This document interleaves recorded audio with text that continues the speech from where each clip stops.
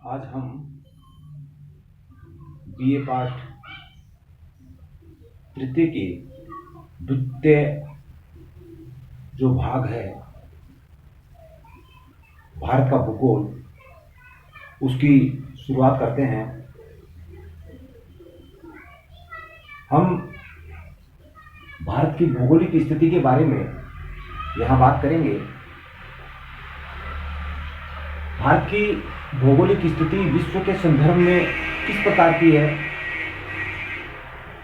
दक्षिणी और दक्षिणी पूर्वी एशिया के संदर्भ में भारत की स्थिति क्या है, इसके बारे में हम बात करेंगे। भारत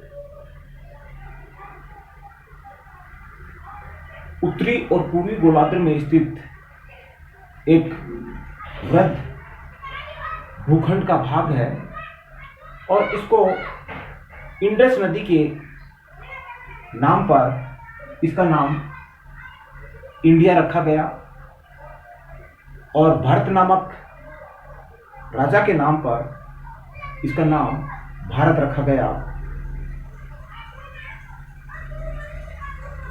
उत्तरी और पूर्वी गोलार्ध में स्थित यह भारत देश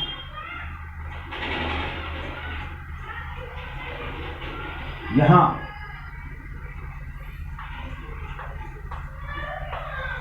कर्क रेखा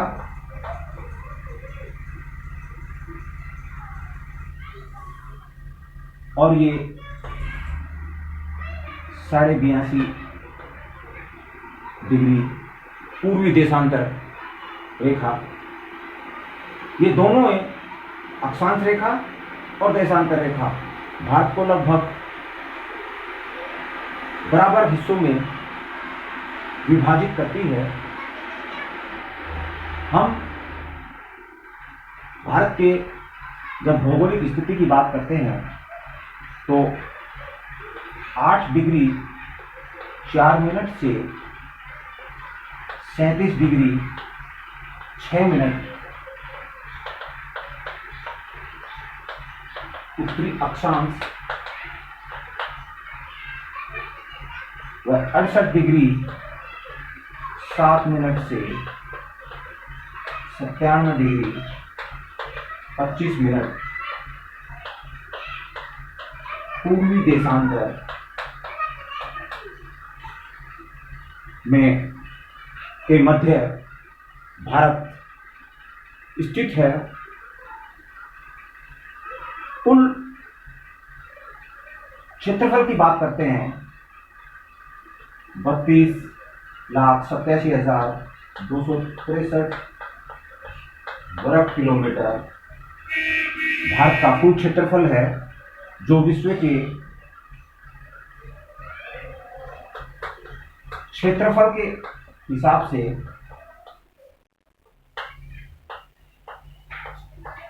विश्व में 7वें स्थान पर आता है। यानी 32,87,263 वर्ग किलोमीटर के क्षेत्रफल में भारत फैला हुआ है और यह विश्व के कुल क्षेत्रफल का 2.4% हिस्सा रखता है। इस भूमि में विश्व की लगभग 16% जनसंख्या निवास करती है। यानी लगभग 121 करोड़ जनसंख्या यहां निवास करती है। हम उत्तर से दक्षिण तक की बात करते हैं और पश्चिम से पूर्व की ओर बात करते हैं तो इसका कुल जो विस्तार है, हम उत्तर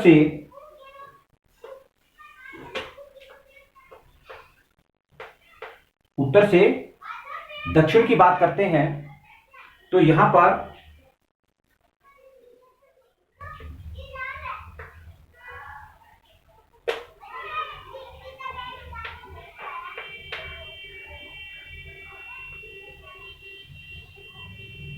और पूर्व से पश्चिम की ओर यह लगभग 2933 किलोमीटर क्षेत्र में विस्तृत है।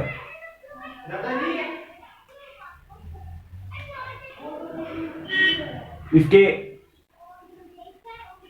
जो कर्क रेखा भारत के जो मध्य से गुजरती है, भारत के स्पष्ट रूप से दो भागों में विभाजित करती है। उत्तरी भाग को हम उपोष्ण कटिबंध में शामिल करते हैं, जबकि दक्षिणी भाग को हम उष्ण कटिबंधीय क्षेत्र में शामिल करते हैं। कुल मिलाकर भारत की जो भौगोलिक स्थिति है, इसकी हमने बात की। हम पड़ोसी क्षेत्रों की बात करते हैं, पड़ोसी देशों की बात करते हैं, तो यहां पाकिस्तान,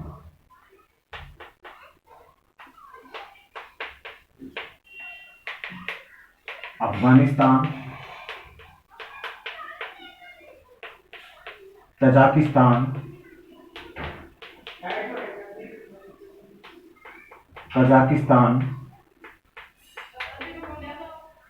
चीन,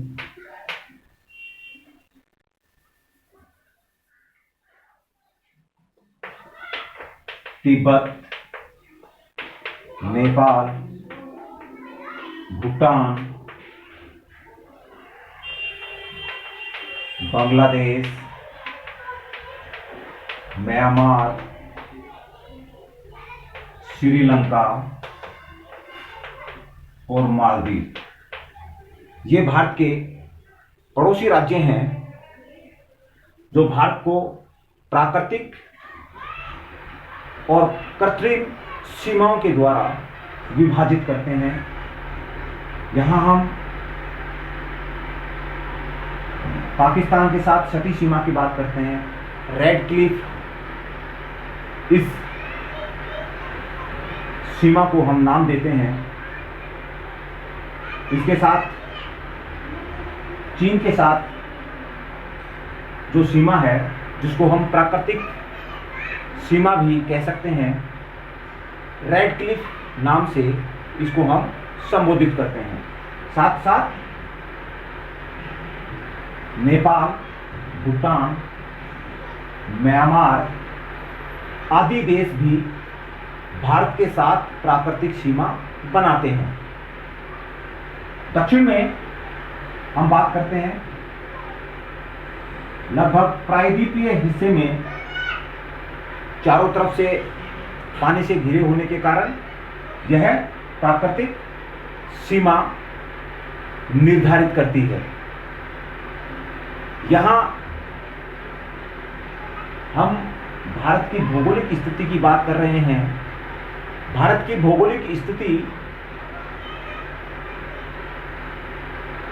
जब हम इसके महत्व की चर्चा करते हैं, दक्षिण में, एशिया के दक्षिण में स्थित यह देश, भारत देश, अपने आप में महत्वपूर्ण स्थिति रखता है, क्योंकि प्राचीन काल से वर्तमान तक यहाँ पर विभिन्न व्यापारी मार्ग हुआ करते थे। और आज भी हम देखते हैं कि भारत सुएज नहर के द्वारा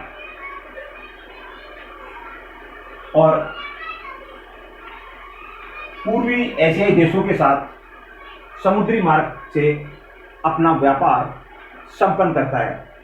यानी सामरिक महत्व भारत दक्षिणी एशिया में रखता है, जो कि व्यापार की दृष्टि से महत्वपूर्ण है।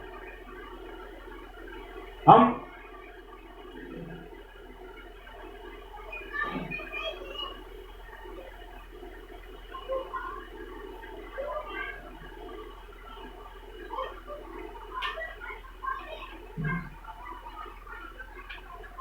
भारत की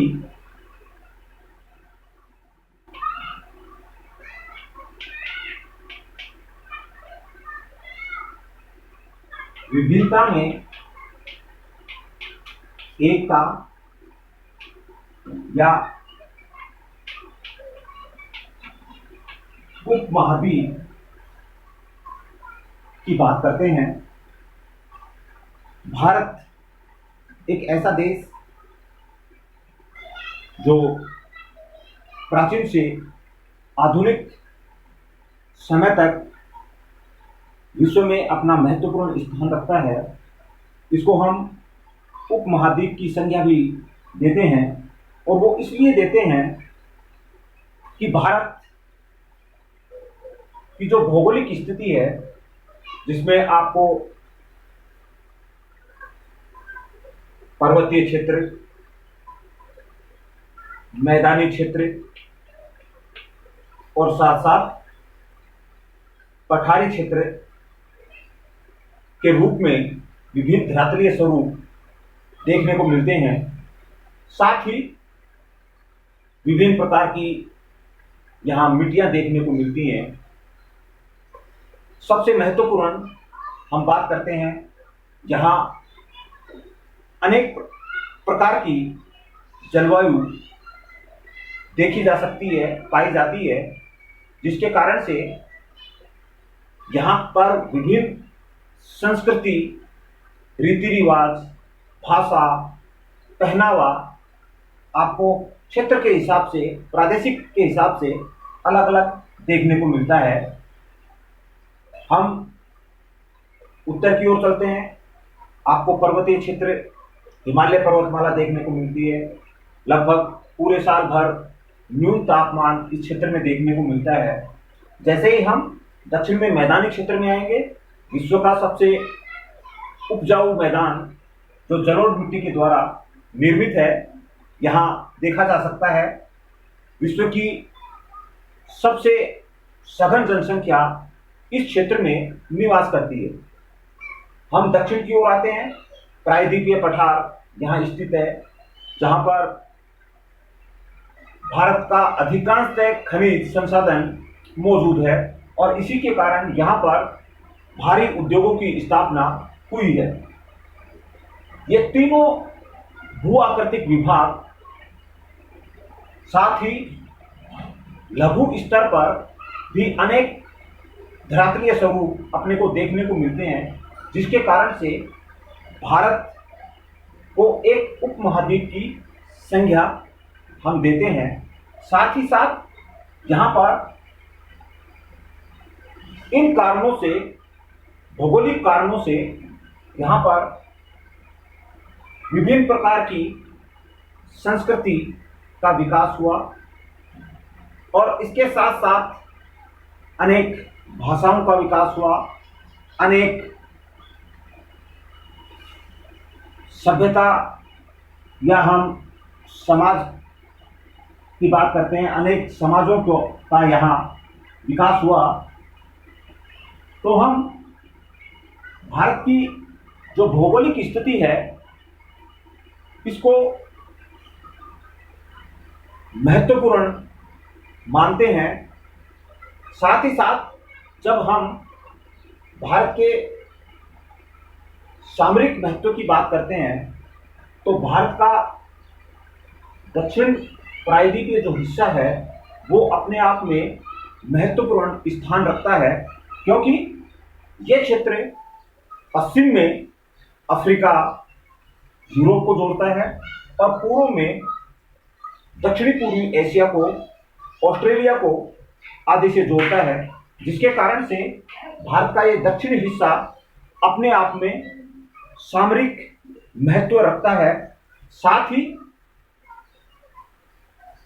उत्तर में स्थित हिमालय पर्वत एक प्राकृतिक सीमा का निर्माण करता है, जिसके कारण साइबेरिया से आने वाली जो ठंडी हवाएं हैं, वो रोकने का काम करती हैं, और चीन के साथ जो सामरिक महत्व है, उसको महत्वपूर्ण स्थान रखती है। ये भारत की भौगोलिक स्थिति के बारे में हमने चर्चा की। यह बीए पाठ तृतीय का प्रथम अध्याय है। इसके अंतर्गत महत्वपूर्ण जो प्रश्न परीक्षा में पूछा जाता है वो भारत की भौगोलिक स्थिति तथा भारत की विभिन्नता में एकता को समझाइए। तो हम इस तरह से इस प्रश्न का उत्तर दे सकते हैं। Thank you.